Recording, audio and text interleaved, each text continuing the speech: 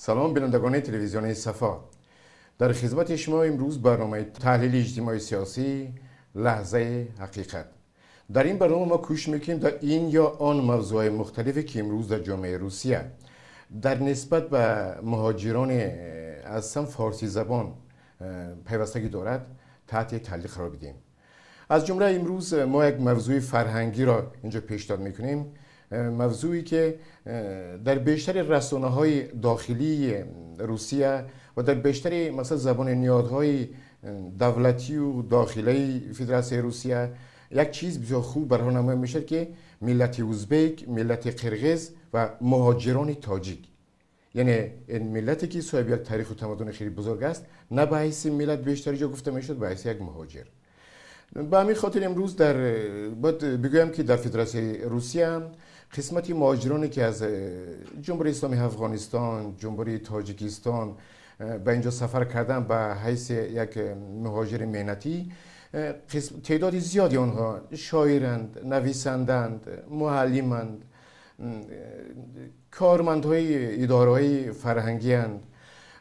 این خاطر لحظه حقیقت باید یک لحظه حقیقتی رو به مردم بگوید که این مردم اینجا صاحب مراکز فرهنگ، صاحب شاعر و نویسنده خود می باشند.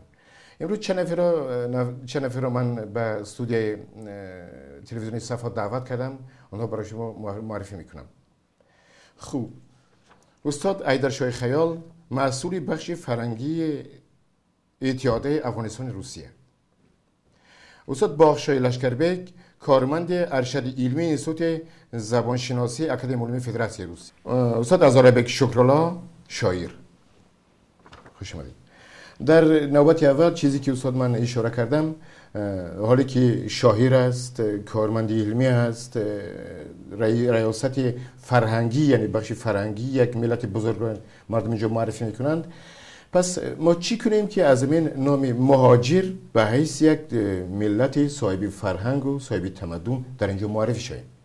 نخست سوال من از استاد باغشا میپرسم. تشکر.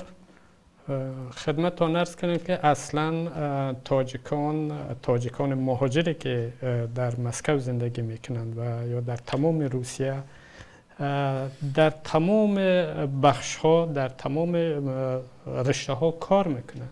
نه اینکه همچون مهاجری کاری آمدن فقط در ساختمان هستند. شما اگر اکادمی علوم کدام انستیتوی علمی بروید حتما در اونجا تاجیک است. شما کدام مؤسسه طبی، کدام شفاخانه مسکو بروید حتما در اونجا دکترای تاجیک کار میکنند. و حتی در کینو استودیوی موسفیلم و حتی در سطح حکومت تاجیکا در همه جا کار میکنند. ولی متاسفانه اون روزنامه نگاران یا که اون مردمی که راجع به تاجیکا میگن فقط تاجیکایی رو میبینن که در بازار است، چون که راه و روش اونا بازار است، در بازار اونا میبینند یا در کوچه میبینند.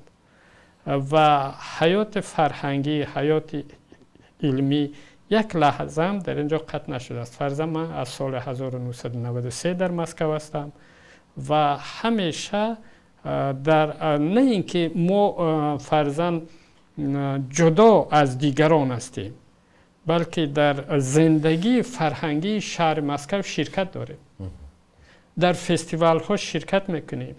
ما عضو کاخ ملت های روسیه هستیم، سازمان نور، و از طریق این سازمان در تمام محفل های فرهنگی که در مسکو در سطح حکومت میشه دعوت میشه و شرکت میکنیم و همه ما را خوب میدانند و ما بسیار مراجعت میکنم. بعضا ما تعجب میکنیم، میگم شما از کجا آدرس ما را پیدا کردید؟ فرضاً از کاخ کرملین زنگ زدن، گفتن ما یک برنامه داریم در اینجا، میخوایم که کودکان شما در اون شرکت کنند. گفتم شما اشتباه نکردید، شما کجا تلفن میکنید؟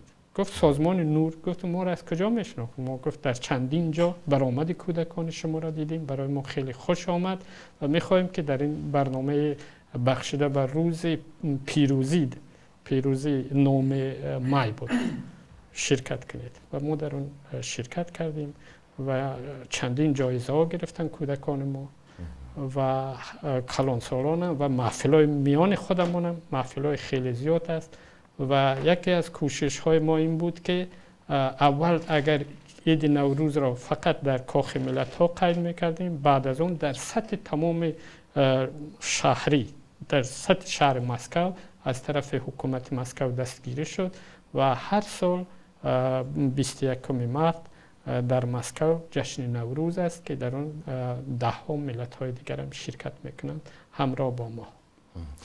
اگر از تاریخ دوامداری مقصد ملت تاجیک نظر بگیریم، از اون دورانی که حتی بعد از به سر قدرت آمدن سلاله غزنویان شاید اون دور مردم فکر میکردن که به سر قدرت آمدن این مردم فرهنگ یا شعر تاجیکی از میان میرود، اما باعث خرسندی است که اکسیال در آن زمان هم شاعر و نویسندگان مقصد ترک زبان به زبان ناب فارسی شعر ایجاد میکردن، به زبان ناب فارسی کتاب ها نشر میشدن و این زبان یک زبان الیتی اون زمان به وجود میرفت. و چیز دیگر که امروز اینجا یک اتحادیه خیلی بزرگ برادران عزیز ما از افغانستان هستند و اونجا هم که امروز تا یک سالهای نزدیک مقاومت های سنگین ترینی بود و گرچند که این مسائل هم بود اما شعر و شاعری اون در اونجا هم ادامه داشت و چندین دوستان زیادی من از مزار شریف به تاجیکستان سفر کرده بودن، ما امراشان صحبت داشته بودیم. بسیار جوانان مثلا نوشتن شعر و قسمتی فرنگی یقینا خوب بودند. اینجا استاد عزیزی ما است، استاد حیدر شاه خیال که امروز معرفی میکند این اتحادیه را. میخوایم استاد برادران افغان امروز در این مسائل در چه حال هستند، چه چاره‌بینی هستند و بعداً در قسمت مشترکات هم صحبت خواهیم کرد. بسم الله الرحمن الرحیم. نخست از همه میخوام ابراز سپاس کنم که شبکه شما شبکه تلویزیونی صفا ما دعوت نمودن که تا نکات چندی در مورد فعالیت افغان‌های مقیم روسیه خدمت شما ارائه کنیم. سازمان ما تقریبا حدود 4 سال بیشتر از 4 سال در مسکو فعالیت داره و به نام اتحادیه سراسری افغان‌های مقیم روسیه یاد میشه که ما نمایندگان داریم در سایر نواحی‌های اداری روسیه. مرکز ما در مسکو است. ما چندین بخش داریم که یکی از بخش‌های بخش فرنگی است که ریاست و این بخش مداخله دارم. ما قسما وظیفه اساسی نهاد اجتماعی ما است که ما فرهنگ خود حفظ کنیم و گسترش بدیم، نه تنها در بین افغان‌ها بلکه در بین روس‌ها و میمونایی که در روسیه وجود داره و همچنان روابط خود با سایر سازمان‌های اجتماعی مقیم روسیه نزدیک بسازیم که از جمله میتونیم ما بسیار روابط نزدیک با سازمان‌های اجتماعی مختلف تاجیکایی که در مقیم روسیه و بخصوص در مسکو ارتباط داریم که استاد بخشا رئیس اتحادیه سازمان اجتماعی نور تاجیکاست، ما با اینا رابطه بسیار نزدیک داریم و همکاری داریم. در محفل‌هاشون میریم، در محفل‌های مومیای اشتراک میکنن و از این لذت میبریم، چرا هم زمان هستیم هم فرهنگ هستیم و یک فرهنگی دیرینه داریم. این جدایی که بین ما وجود داره که نقشه سیاسی است و فرهنگی نیست. فرهنگی کار ما مشترک است. ما نوروز یک جای تجلیل کردیم و یک محفل مشترک داشتیم همراه سازمان اجتماعی نور و شرکت از ایران. یک محفل شعر بود و موسیقی بود که کسایی که اشتراک کردن خوششان آمد و برای اولین بار بود که ما نشان دادیم یک فرهنگ و یک ادبیات داریم و زندگی واحد داریم. در قسمت مهاجرین خود میتونم بگم که ما در روسیه فعلا دقیق معلوم نیست ولی میگن که در حدود 50,000 افغان در داخل روسیه زندگی میکنن، ممکن شاید کمتر باشه. ما با دوری از وطن ما دلایل مهاجرت ما به نسبت به سایر جمهوریت‌های اتحاد شوروی سابق فرق میکنه. ما از نگاه مشکلات سیاسی و نظامی به اینجا آمدیم و اکثر ما که اینجا آمدیم کسایی بودن که قبلا در دولت سابق شخصیت‌های برجسته در کشور بودن، از نگاه سیاسی، اجتماعی یا علمی. ما دکترای جا داریم، جنرال نظامی داریم، دکترای نظامی داریم و بسلای کوچکرم تو خلاصه بگویم شخصیت‌های مقام یا بگویم شخصیت‌های عالی کشور به اینجا آمدن و فعلا در اینجا زندگی میکنن. ما کار میکنیم در اکثریت افغانای ما روی مشکلات بدون در نظر داشته مقام قبلیشون در بازار کار میکنن تا نفقه پیدا کنن، فامیل خود اشاره کنن و فرهنگ خود حفظ کنن. استاد یک چت اینجا تا یک اشاره میکنم، چون در حدود اتحادیه جمهوری تاجیکستان در حدود اتحادیه شوروی عمل میکرد، یعنی یک دولت مقتدری بود و افغانستان بیرون از این چیز بود و شاید تا درجه مهاجرین تاجیک در حدود شرایط روسیه تیزتر به فکرم حل شده میتونن و یک مناسبت مشترکانه داشتن و امروز هم هستن، مثلا در فهمیش زبان و در به هم نزدیک بودن. یکی از ما قسمتی مثلا 60% شهر دوشنبه از ملت روس مثلا عبارت بود. آیا مشکلاتی برای شما اینجا ایجاد نمیشه برای همون رشد فرهنگ، برگزار نبودن مثلا این شب نشینی‌ها و عموما پیشرفتی همین چیزی که داریم؟ ما در این قسمت سوالش بگویم که ما اولتر یعنی بگویم اولین یا نخستین مهاجر بودیم که به شوروی آمدن و بالاخره به روسیه باقی ماندیم. اکثریت ما کسانی هستند که دیگه قبلا تحصیل کردن در روسیه. بله. بعضیا مثلا خانم اولادشان در اینجا هستند. واقعا که تاجیکستان با فرهنگ روس هم گرویی داره. بله. در حدود چند سال امپراتوری اتحاد شوروی که بود، فرهنگ‌ها نزدیک بود، یک مردم واحد بود و با شما بسیار ساده است که با فرهنگ از اینا سازش کنیم و سازش کرده آمدیم. کسانی که شخصیت‌های برجسته کشور از به اینجا آمدن، مثلا دانشمندان آمدن، کسایی که فعالین فرهنگی است، اونا در داخل روسیه به نظر من مشکلات ندارن و اونا با تاجیک‌ها قسماً با کلکتیو تاجیک‌ها قسماً ارتباط ندارن، بخاطر که هم مسئول کار هستن. ولی کسانی که مهاجر در اینجا آمدن از تاجیکستان به صورت عموم جوانایی هستند که اگر بازار مد نظر بگیریم اونا تحصیلات عالی ندارن و قسما اگر بگوییم با فرهنگ اصیل خود آنقدر که باید نفوذ کرده باشن نفوذ نکردن. در اینجا آمدن یک سلسله مشکلات به همگرایی با فرهنگ میشه. این مشکلات وجود داره ولی به مفهوم نیست که اونا کرامت انسانیشان پایین است. از نگاه ژنتیک تمام آرایه‌ها داخل وجودش وجود داره که با فرهنگ هستن، با اخلاق هستن، وطن خود دوست دارن، مردم خود دوست دارن، با فرهنگ‌های دیگرها احترام می‌گذارن. و طور مثال ما میتونم با شما بگم امیال اگر در مقایسه ببینید مهاجرینی که افغان یا تاجیک در بندیخانه اگر مثلا ببینید بسیار کم است، با ملائک کم است. ولی اگر از دیگه ببینیم روسا بیشتر هستن ولی به کسی هیچ کس توجه نمیکنن. روسا یا بگم کسانی که ما را میهمان میپذیرند یا میهماندار هستند در پرده سفید یک دانه سیاه را میبینند.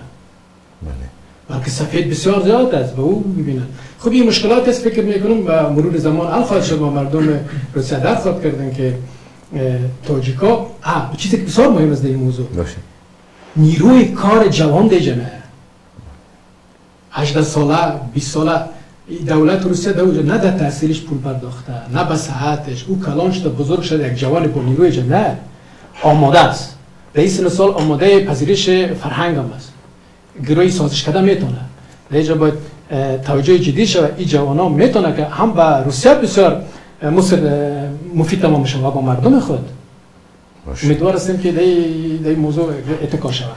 باشد. دوستان عزیز من قبلا هم گفته بودم که برنامه‌ای که لحظه حقیقت نام دارد ما باید کوش بگیم که اقلا قسمتی کوچکتری از آن برای مردمی که امروز تلویزیون ما را تماشا میکنن نابسته از ملت و خلقیت تا بدانن که ملت فارس و تاجیک در از 3 کشور از ایران و افغانستان و تاجیکستان امروز در فدراسیون روسیه مثلا سری کار هستن و قسمت اونا مهاجر ملتی است. این نه به معنای اون که فقط اونا راه تازه میکنن و دیوار میزنن و یا که اندازه میکشن، بلکه شاعری میکنن، نویسندگی قسمتی کارهای علمی که استاد اینجا هستن یعنی در اینستیتوت‌های عالی کشور فعالیت میکنن و وارد شدن این فرهنگ فارس و تاجیک و فرهنگ روس این باعث یعنی باعث بدولت و رنگارنگ شدن این فرهنگ باعث این میگردد و به همین خاطر اینجا استاد ازاربکی شکرالله هستن که خود مثلا در گذشته در گذشته استاد درس میگفتن و امروز درس میگفتن در تاجیکستان ایجاد میکردن و امروز در فدراسیون روسیه هستن و سر ایجاد هستن. دوستان میربان یک بار دیگر شما را خیر مقدم میگم و میگم که برای ایجاد شما یک قسمتی ما داریم که کسی شاید که باید علمی در دلش داشته باشه که روی قلم بیارد خب اینجا همه چی هست، هم علم است و هم خوشی است و هم خرسندی است و زندگی هم به همین رنگارنگی بکنم خوش است. برای ایجاد شعر و شاعری اصلا شرایط ها طبیعتی که است، این آبی که است، این مردمی که است، از نظر بیرون که میبینی مقصد یک قسمت بیگانگی مینماید. آیا برابر میاد اون جایی که شما قبلا ایجاد میکردی که امروز هستی؟ اون چیزی که مردم یعنی در قلب مردم فارس و تاجیک است یعنی باید گم نمیشود، باید کجای نباشد شرایط پیدا میشود و اون شعر شاعری دوام میکند. و من چون پیش از برنامه شما اومدن بسیار برادران با برادران در تماس هستند که اونو شعر می نویسند و نوابسته از جای کارشون در جای کار میکنند و شعر و شاعری شوق و رغبت دارند که این یک مال مردم فارس و تاجیک است که باید گم نشود و باید رونق و رواج یافته. چون که برادر ما گفتن بسیار جوانان میبینند که بعد مکتب تمام کردن به این شهر فدراسیون روسیه میبینند و باید به محفل شاعران یعنی اشتراک کنند و از شعر شاعری با خبر باشند که این یک چیز تربیت اخلاقی می شود. ما با برادران تاجیکستان ما یک محفل صبح امید رو تشکیل کردیم، یعنی در تماس بودیم و یک محفل صبح امید رو تشکیل کردیم و چند بار نشست داشتیم، با هم نشستیم و شعر رو حافظی کردیم و از طرف تلویزیون روسیه، از طرف تلویزیون استیس یک برنامه گذاری کردن که مهاجران تاجیک نه اینکه در بازار کار میکنند و در ساختمان کار میکنند و غیر از این و شعر شاعری هم رغبت دارند و شعر می‌نویسند شاعری. بهترین خوب استاد داشتن جایی که شعر بسیار خوب کردن که ما امروز یک قسمتی جوانان خودمان به اینجا مثلا آماده است. وقتی که پدر و مادر اینجا است البته که جوان هم اینجا است، یعنی نیروی تازه ترین به این جامعه میبخشد. یعنی این یک قهرمانی است که پدر و مادرم زندگی خودشون به این فرهنگ، به این ملک، به این مردم میبخشند و در قطار بعد از این با فرزنداشون هم ادامه دهنده کارشون هستن و این وطن همچون وطن میشمارن، دوستش میدارن، محبت میکنن، مردمش دوست میدارن، محبت میکنن و اونا هم ادامه دهنده هستن. و میخواستم از استاد میپرسم استاد جوانانی که امروز اینجا هستن، مثلا امروز جوانانی که تحصیل میکنن در مکاتب میانه، مکاتب عالی، اینها در این رویه فرهنگ فارسی و تاجیکی امروز روانه هستن؟ این اولین چیزی که اونا میگیرن در اینجا در شرایط خانوادگی هستن. دیگر اگر که ما حیات اجتماعی داشته باشیم، یعنی که اجتماعی فرهنگی یک جای خاصی برای برگزاری داشته باشیم، کودک‌ها از او بهره‌ور میشوند. و چون ما همیشه محفل‌های فرهنگی برگزار میکنیم، نه اینکه کودک‌ها و طفلان در اون شرکت میکنند، بلکه اونا خودشون سرودخوانی میکنن، خودشون رقص و بازی میکنن، خودشون برنامه پیش میبرند. بنابراین اونها از فرهنگ خود چیزی گرفتند و اونها بی‌نصیب نموندند. ولی متاسفانه بعض پدر و مادر است که هیچ امکانی ندارد که فرزند خود را به کجای برد یا که وقتی جدا کند برای اونا. متاسفانه نه اینکه از فرهنگ چیزی نمیگیرند، حتی زبان را هم گم میکنند و فقط به زبان روسی صحبت میکنند. هدف ما چی است؟ هدف ما این است که در این شرایطی که طفلان ما بزرگ میشن، بگذار از یک جانب اونها از فرهنگ خود بی نصیب نمونه و چیز بگیرن و هویت ملی همین است، یعنی که با فرهنگ خود آشنا بودن، با زندگی مردم خود آشنا بودن و از اون بهره‌ور شدن. و جنبه دوم این است که در این کشور که زندگی میکنن حتما در حیات فرهنگی این جامعه هم شرکت کنند. ما یک اردوگاه تابستانه برای کودکان داریم و در اونجا میبینیم تا چه اندازه کودکان ما بهره‌ور شدند از هر دوش.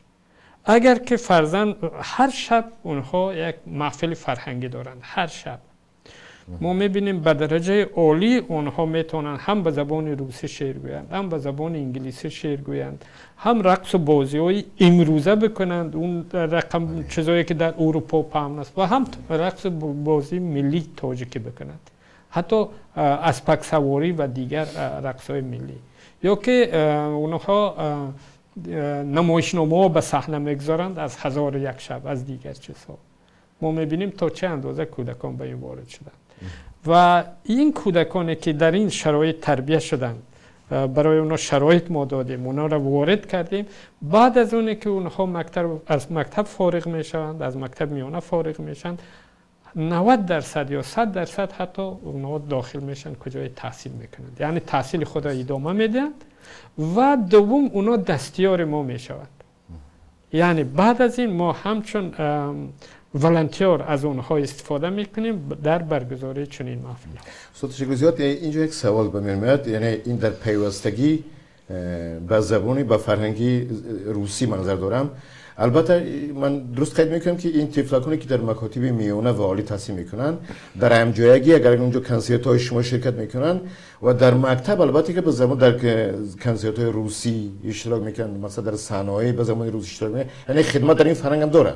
بله بله. نه اونو ببینید بعضا ما رو زنگ میزنند از مکتبشون که از من خواهش کردن که من یک رقص تاجیکی بکنم یا یک التماس برای من لباس بده یا یک چیز دیگر. ما با خوشنودی برای اونا لباس میدیم، اونا میرن برآمد میکنن، میگه بسیار خوش آمد، مردم هم پذیرفتند و غیره. یعنی که اونها هم رغبت دارند. از ما چند بار دعوت کردن، ما در کتابخانه مرکزی کودکان 2 بار محفل برگزار کردیم.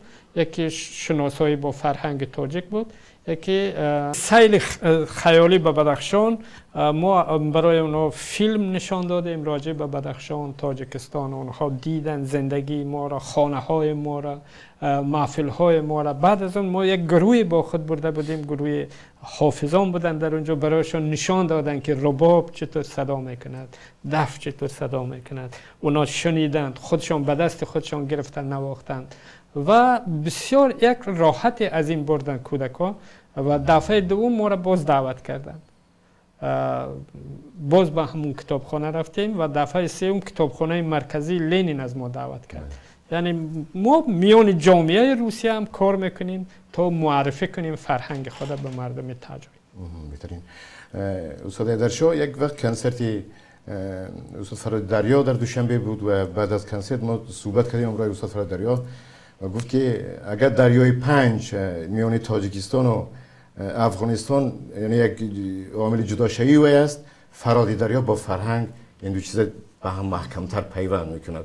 و می خاطر که مراجعه میگم که در افغانستان چخیله هستی مانع اون است که چیزی اینجا جدایی است، مانع که یک فرهنگ است و فقط از اون طرف دریای 5 است. اون طفلکان و جوانان افغان امروز در این مسائل چی هستن سوالی که بسته داشت، یعنی شرکت در اون چاره‌بینی‌های فرهنگی، شرکت در اون رقص بازی‌ها، در اون هیدایی که مثلا تجدید میشه.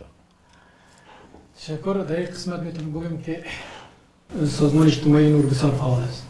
ما متاسفانه نمیتونیم با رقابت کنیم. جوانای ما فرهنگ خود را حفظ کردیم با هم منفی‌ها و با هم مثبتایی که داره. بله. و اصلا جوانای ما به تربیت طبق خواستهای خود مردم افغانستان که وجود داره تربیت خانواده میگیره. با اون شکلی که مثلا از نگاه تمدن فرهنگی تاجیکستان ما باقی ماندیم و شما پیش رفتیم. به این واقعیت است بطوری که ما مصروف چالش های داخلی کشور هستیم. ولی ما قطعا نیستیم که جوانای خدا گاهی جمع کنیم یکم دیدم و ایجاد کنیم. به صورت ما مسئلینه میخوان از خود گروه هنری هم دارن، سر میگیرن، آوازخوانی میکنن، پایکوبی میکنن دیگه. به شکل انفرادی بعضی خانواده فرزندان خود در این قسمت تشویق میکنن. ولی به صورت جوانای ما در جایی که دور خود پراگنده هستن، در مکتب درس میخوانن و زیادتر با فرهنگ روس خود نزدیک شدن، ولی فرهنگ خود فراموش نکردن، وجود داره. و این اگر بگویم طور از چیزی که در افغانستان است موجود در اینجا هم است. اون شکل است. قدر ما نتونستیم دیش موفق شیم بخاطر که امکانات فرهنگ بدون حمایت پولی و حمایت انسانی پیش نمیره. ما صرف هم قطعا نیست باید حفظ کنیم. همین هم که کار بزرگ است. برای ما در بین روس‌ها زیاد فعالیت کردیم. مثلا چند سال پیش من کتاب به نام راه پیشرو نشر کردم که و یک کتاب فلسفی است به زبان روسی و او در داستان خود به شکل داستان قصه یکی دینی است که حضرت خضر علیه السلام بالاخره که را میبینه که سلطان محمود غزنی میشه.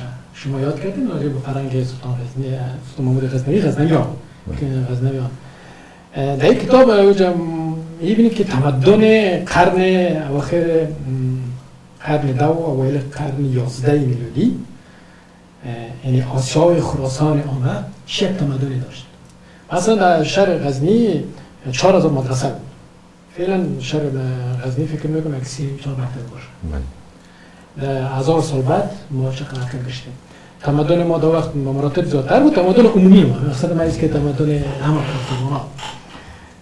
فعلا کوشش میکنیم که تا قسم همین جوانای خود در نزدیک بسازیم با فرهنگ و این کار مشکل است. و وقتی که من رفتم در اروپا و اونا مشکلات زیادتر داره نسبت به ما. اگر همونطور مثلا کانال تلویزیونی مثل شما که ما داشته باشیم و از شما فعالتر شده شاید ما بتونیم از این طریق بیشتر و همزبانان خود برسانیم که ما میاجا باشیم فرهنگ خود فراموش نکنیم. کسی که فرهنگ خود ما فرهنگ خود فراموش کنیم و این مفهوم که میمیره.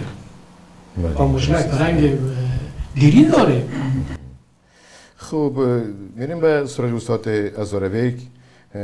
استاد مقصد البته که اینجا ایجاد یاد رفته ایستاده است، آیا تغییر موضوع هست؟ یعنی اون چیزی که شما در تاجیکستان ایجاد میکردید شعر یا شاید یک موضوع بود و اینجا شاید موضوع دیگری اومدن، یعنی شاید اروپایی تر یا که شاید قسمت چیز دیگر. نظر من چی دارم وقتی که آقای احمد یاسری بهار به دوشنبه به کنسرت آمده بود، آقای نوروزی یک نفر از استادانشان بعد گفتن که این فرزند احمد ظاهر است و از اینجا وقتی که در تماس تلفنی گرفتن که مثلا است یا نه اینا معلوم نبود و استاد نوروزی یک اشاره کرد که گرچنده که احمد رشاد هم فرزند احمد ظاهر است و سرودهای شرقی میخواند اما اون شرقی خشکتری غرب شده و اون چیزی که احمد یاسری بهار میخواند شرقی شیره‌دار شرقی است. همین توازن شعرهای غربی شده یا این چیزی هست یا که تبادل موضوع داره دیدم؟ فرقیت است. بیشتر من خودم ایجاد میکنم یا شعر برادران از توجستان با واسطه تورنما از اینترنت میخونم. بسیار موضوع شعرشون موضوع مغربی، موضوع غریبی، بسیار موضوعی هم علم آور موضوع غریبی. بعد موضوع درباره من جشنوی ملی مو که وقتی که نوروز فصل بهار نزدیک میشود هم تصویر طبیعت و موضوع نوروز. لیکن بیشترش من فکر شما درست است که یک تاثیرات هست که شعر وزن شعر و همون چیزهای سنتوی بدیهی روی نمیشود. بیشتر اگر گوش کنیم در توی و فضول که همون چیز شعری روی نمیشود. استاد اگر شعر موارد هست نمیروز؟ من با دو زبان شعر می نویسم، با زبان مادری خودم، با زبان شغلی و با زبان توجیکی. بیشتر شعر خودم رو من اسیود نمیدونم و با زبان شغلی میتونم یکی رو بخونم برای شما. باشه.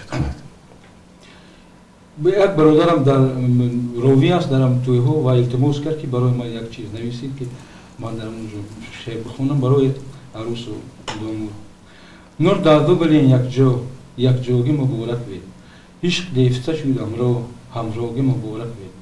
خوشروی نویز نورچیز سیمین طلقه زینور و همزور در اون جیبگه و هم جیبگه مبارک بید. از خیانچه به پیس نخیر خوشطوله خویش خندیر لیلی به کنار اندیر مجنون مبارک بید. ملا خدا نرخه دنیا تگه یک جایی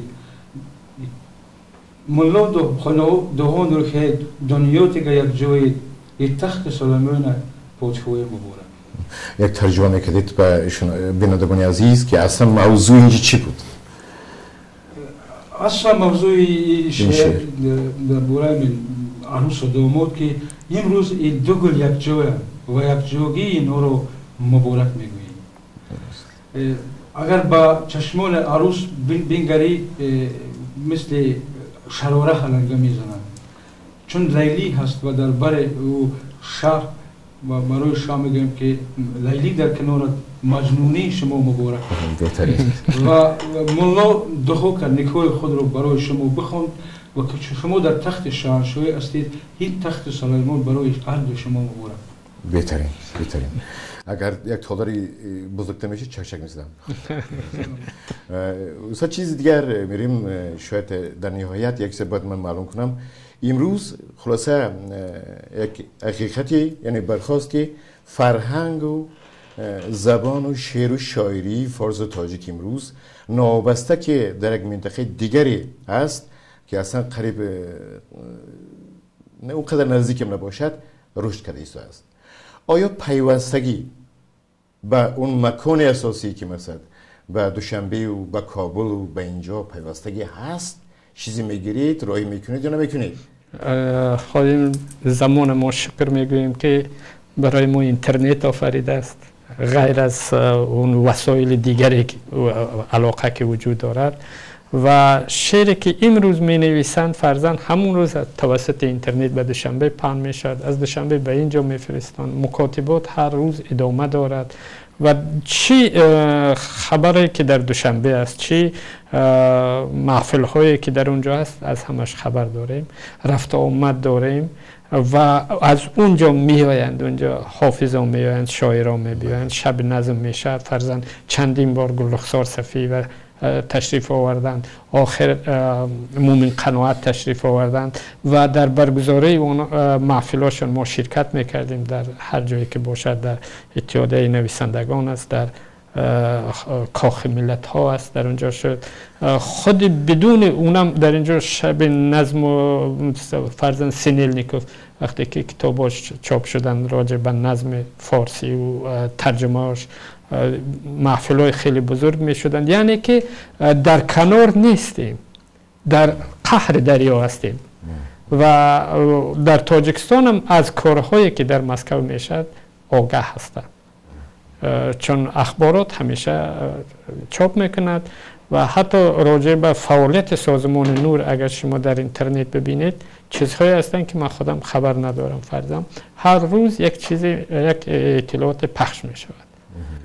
خوب استاد در شو از شما چی پیوستگی هست شد به وزارت فرهنگ افغانستان؟ فرق کرد که به وزارت و به اینجا به مردم، به شعر و شاعر، به شاعرانی که اینجا هستن پیشتون میمان میان یا که شما اونجا وقتی میرید یک قبولی هست صحبت میکنید از شرایطی که اینجا هست از طرز مثلا یک بخش فرهنگی، مدیری بخش فرهنگی یک اتحادیه بزرگ، یعنی دارید پیوستگی اون طرفی؟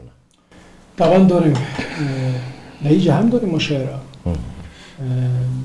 چند شاعری که داریم اونا به صورت عموم اکثرا شعرهای به زبان پشتو می نویسن که زبانهای باختری است. گاه ما شوخی میکنم هم شعر می نویسم. شب نشینایی میشه که ما جمع میشیم اشعار حافظ و بیدل ها رو میخوانیم، دستش تبصره میکنیم و این یک تعداد محدود کسایی که میفهمه و نزدیکت جمع میشه، تو 10-20 نفر که شب نشینی میکنیم، شب نشینی موسیقی میکنیم، غزل اشعار حافظ صاحب میخوانیم. ما داریم. در ارتباط شعر در جایی که ما برای شما قبلا گفتم که آریایی ها در جایی که باشه زود سازش میکنه. ما با فرهنگ و روس‌های نزدیک شده کمی سازش کردیم و ما در افغانستان داریم شعر میگیم شیر و شکر و دو زبان میگیم. بله بله. یکی از اونها رو میخونم باز یک شعر دیگه براتون میخونم که دو زبان، زبان روسی و با زبان دری، یک فرد روسی و یک دری. باشه. فکر میکنم تاجیک‌ها هم میدونن. باشه. Радуйся жизни и горе забудь. Радуйся жизни и горе забудь. Зимзистан чи суд در این چرخ کبود. Ну ты всегда с Богом будь. چو لحظه ای بود به خدا کن سجود. دیگه یکی در یک از روزها تجلیل بود، روز شاعر بزرگ تاجیک‌ها لایق تجلیل میکردیم در خانه اتحاد نویسنده‌های روسیه که ما را دعوت کرده بودن. یک فکر میکنم 4-5 سال پیش بود. دانشمندا و شاعرها و دیبا جمع شده بودن. ما به نمایندگی از افغانستان، اگر راست ما با لایق آشنایی نداشتم ما خبر شدم با طریق اینترنت مطالعه کردم، در مورد از کمکی معلومات پیدا کردم، آمادگی گرفتم و یک شعر در وصف محترم مرحوم لایق نوشته کردم. اگر فراموش نکرده باشم حالا به خدمت شما عرض بسیار خوب میشد. درود و سپاسی بیکران، درود و سپاسی بیکران ز آفتاب زمین افغانستان و مرحوم شاعر ادب نشین. دایت نظرت تو چطور مشکل اثر میخواد باشه. درود و سپاسی بیکران، درود و سپاسی بیکران ز آفتاب زمین افغانستان، بلایق شاعر ادب نشین با مرحوم شیرعلی مهربان، با آن که آه قلبش وطن بود، و هر آه قلبش تاجک وطن بود، لیک هیچ طبیب ندانست درد او، که درد او در قلب او تاجک وطن بود. خوشا مادر چو لایق پسر دارد، و هر تاجک پسر چو لایق هنر دارد. پس بیاموزیم ز لایق تا شویم لایق، که شمع لایق تا ابد اثر دارد. تشکر.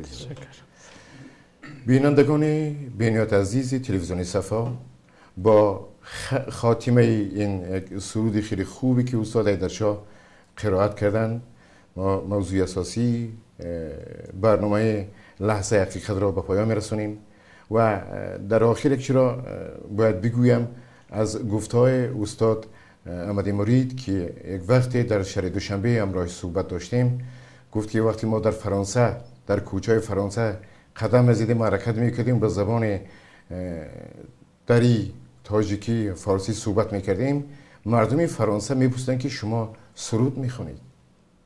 یعنی این یک زبانی که در درونش موسیقی هم دارد، این یک زبانی که عشق، محبت و رحمت خداوند را به آدم میبخشد. این یک زبانی که عمرباد از اون درشتی به ملت یا به خلقت نرفته است.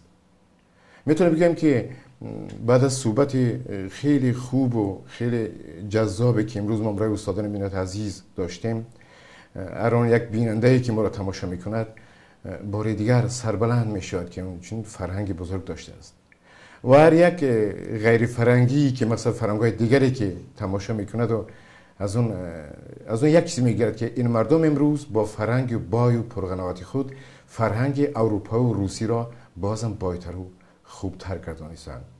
اینجا برنامه لحظه حقیقت به پایان میرسد. برنامه تلویزیونی صفا ادامه دارند. با ما باشید.